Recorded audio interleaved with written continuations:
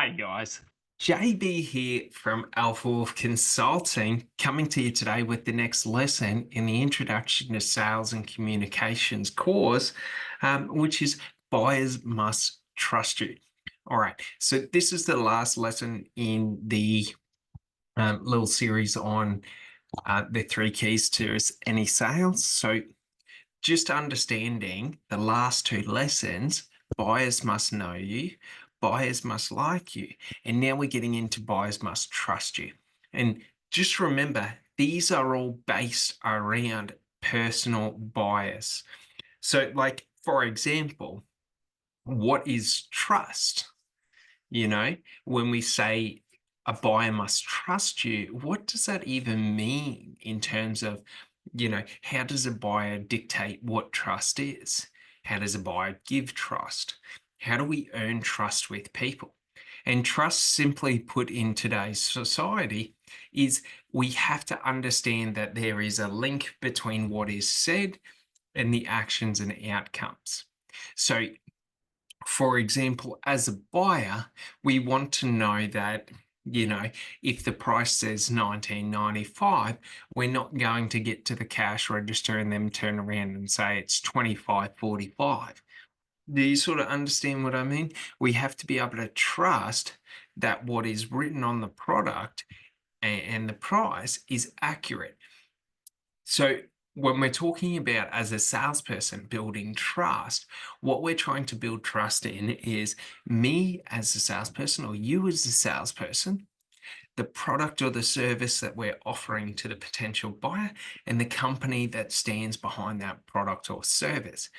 So it's vital that a buyer is going to trust that what I'm saying, I'm not a snake oil salesman just blowing smoke up their arse. So it's very important, this, because what we're trying to do is we're trying to build congruency between what we're saying and the actions that we take.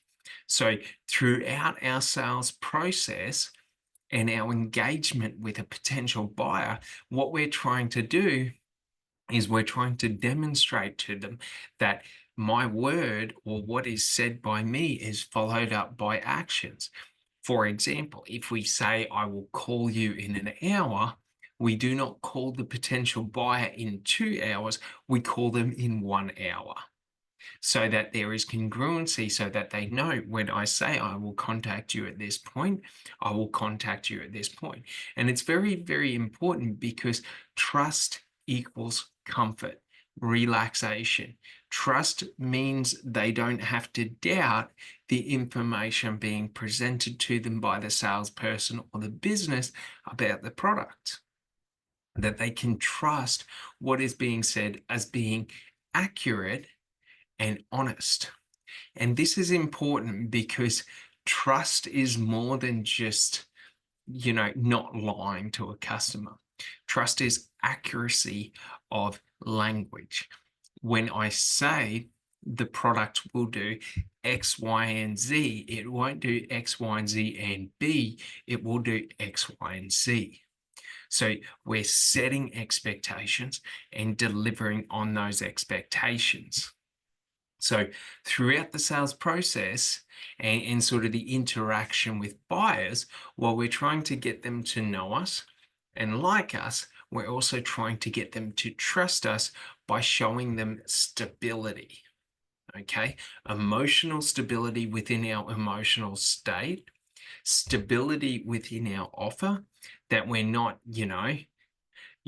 changing the price, changing the offer every 5 minutes, that, oh, you could have this added on, or you could do this, you could do that. Like, we're trying to simplify the process and cut out as much confusion as we can, because that is the key. We're trying to make it as comfortable and seamless of a process and experience doing business with me as a salesperson, the company, and then what the benefits they're going to receive from the product or service that they're purchasing.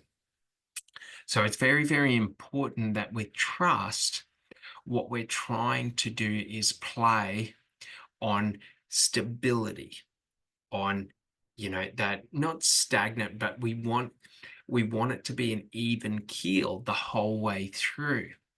For example, we set the expectation that we're going to be on time, and then we are on time.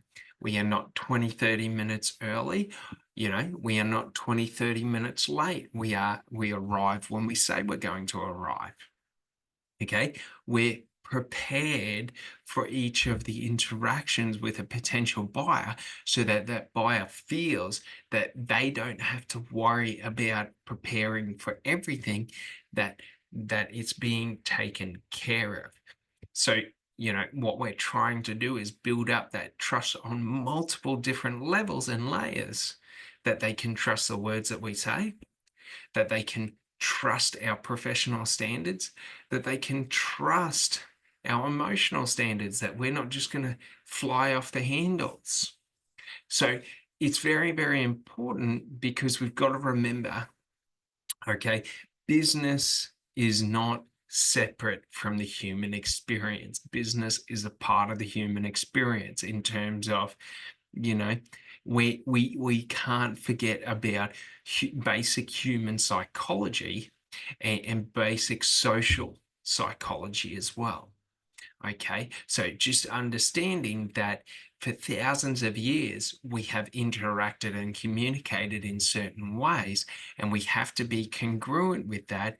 Alternatively, if we aren't congruent with that, we're going to create artificial barriers within the buyer's mind, where they're going to perceive or create new narratives around the salesperson, the product, or the company behind it, you know, that may not exist.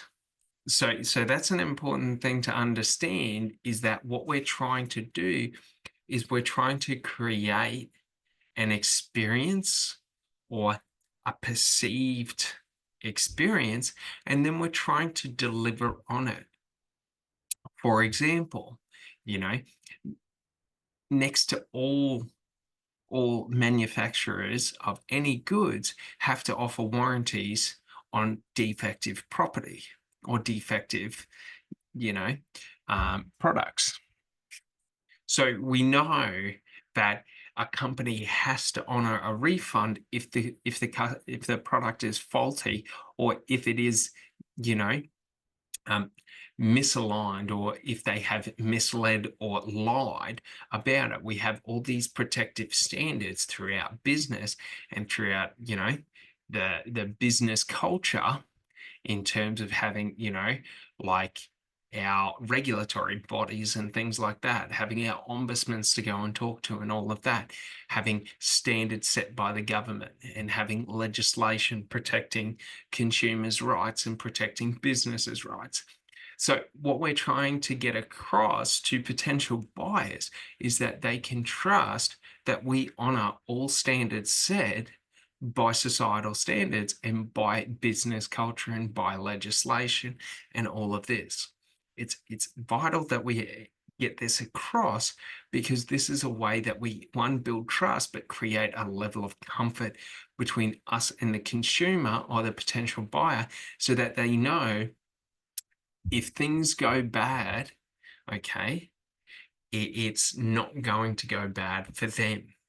So an easy way, in terms of building trust with a buyer and the company, is demonstrating how the company stands by what it says, and stands by its product for the benefit of all customers. Not just the customers that get the good results, but the ones that get the bad results, because essentially that's where the fears are being created. And what we're trying to do with these personal bias, when we're getting someone to know, like, and trust us, is, one, we're trying to align us and the buyer together, but we're also trying to put any perceived or unrealistic fears at ease.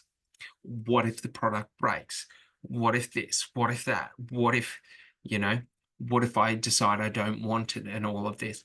So being highly transparent, but also showing the negative customer engagements, but how we as the salespeople and the company came together to overcome that and make sure that the customer always gets an amazing experience.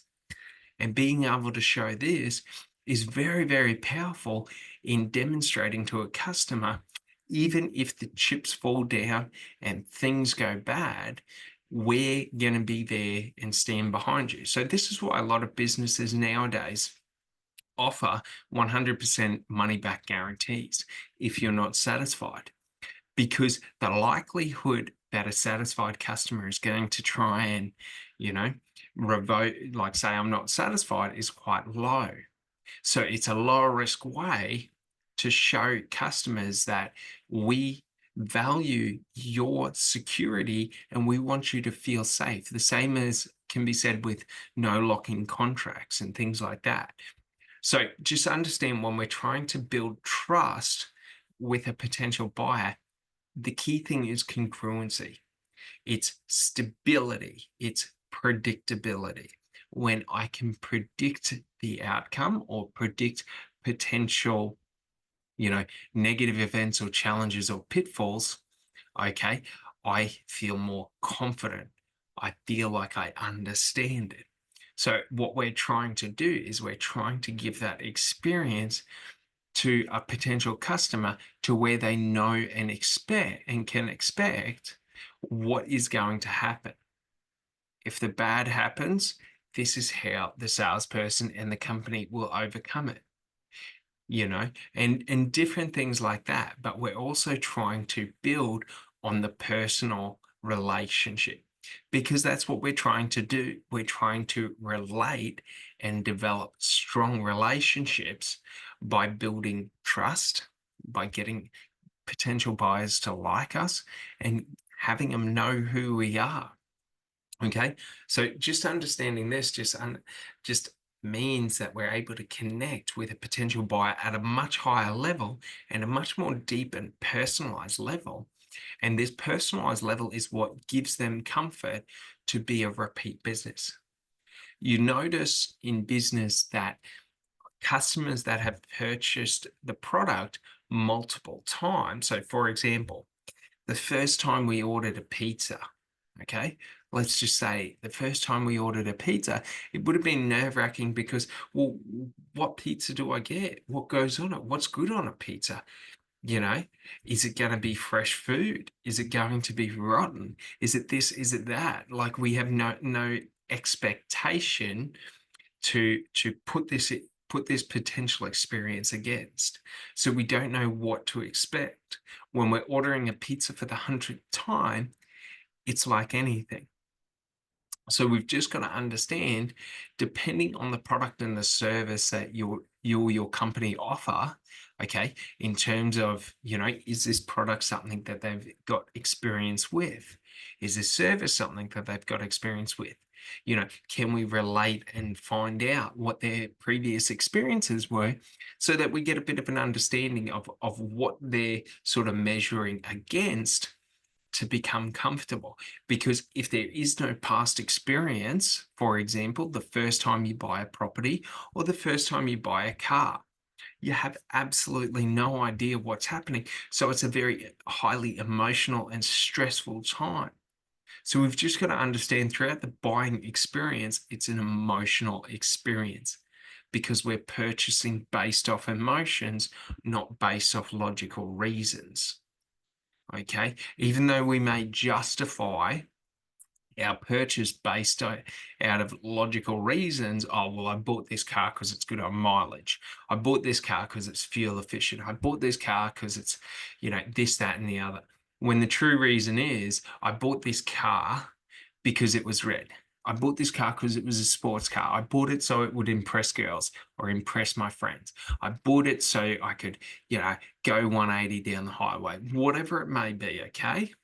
Like, our true motives and the true motives for why we make decisions aren't based in logic. And you'll understand this in terms of, in anything that you sell or you promote, products or services, what we're trying to do is we're trying, when qualifying buyers and when building relationships, is find out the emotional drivers of why people are taking actions and making decisions. Because if I understand that, the potential buyer is buying a car because they want a red car, well, why would I show them yellow cars? Like, if they've got an emotional attachment to a red car, why would I show them a yellow car? Do you understand? So we're trying to create the most simple and smooth process while providing massive value to the potential buyer by delivering a product or a service that meets and exceeds their expectation. And by doing this, okay, throughout the entire process, okay, so by us being, our buyers being able to trust the words we say in the first meeting, in terms of, if we say we're going to call in an hour, we call in an hour. If I say I'm going to send you information, I send you information.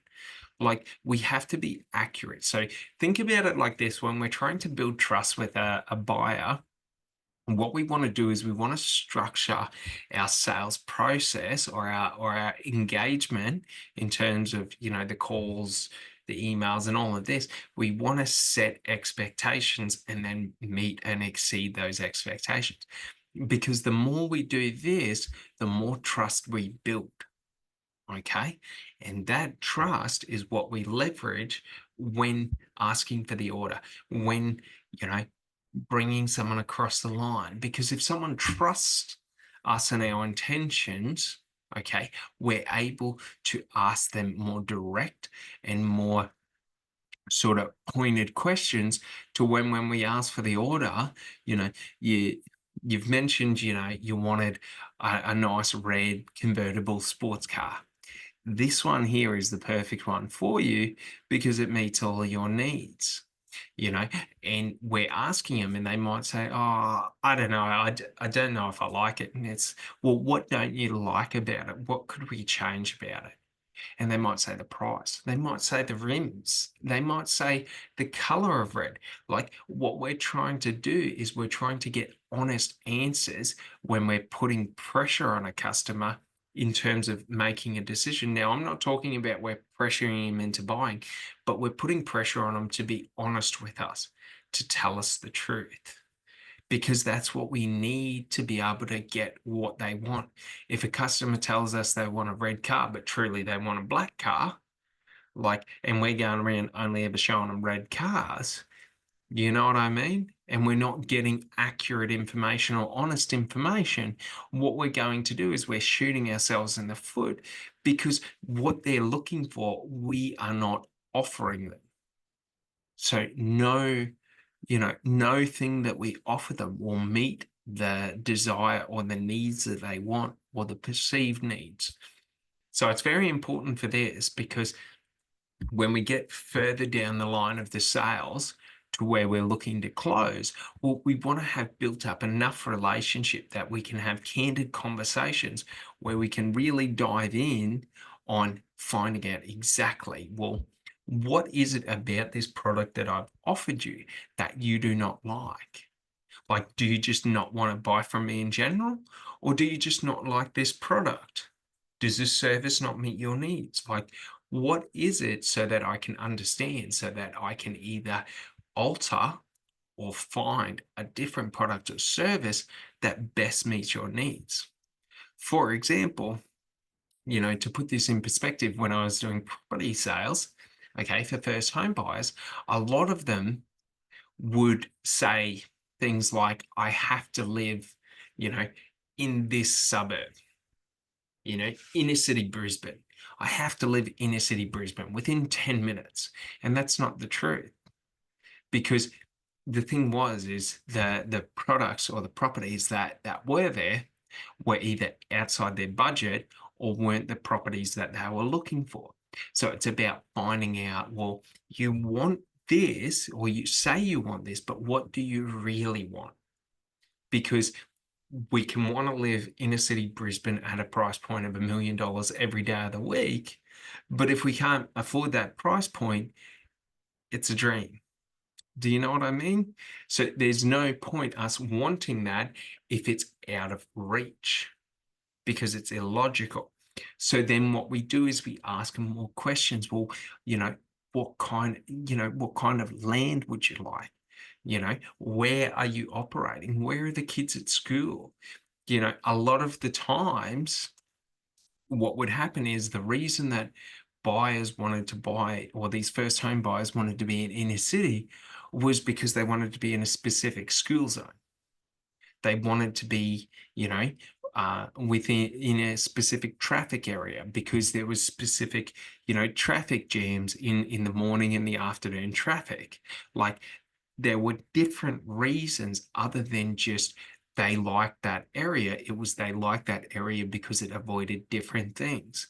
So it was finding out, well, you know, we can't afford land in there because there is no land.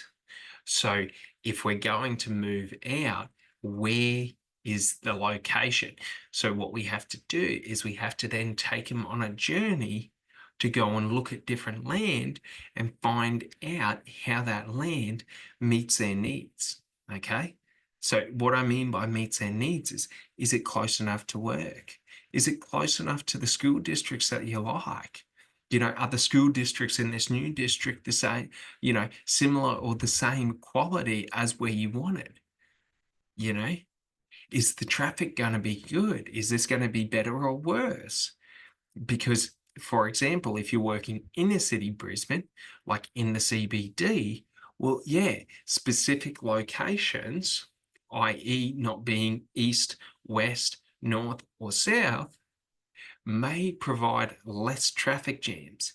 So if we're southwest, if we're southeast, maybe we're northwest, northeast, maybe we're able to find, you know, different locations. So it's very, very important for this because what we're trying to do is we're trying to find out these different emotional drivers that are creating the perceived value that the client is looking for or the potential buyer is looking for. Because essentially, you know, if you drive 10 minutes longer, each day, it doesn't really matter.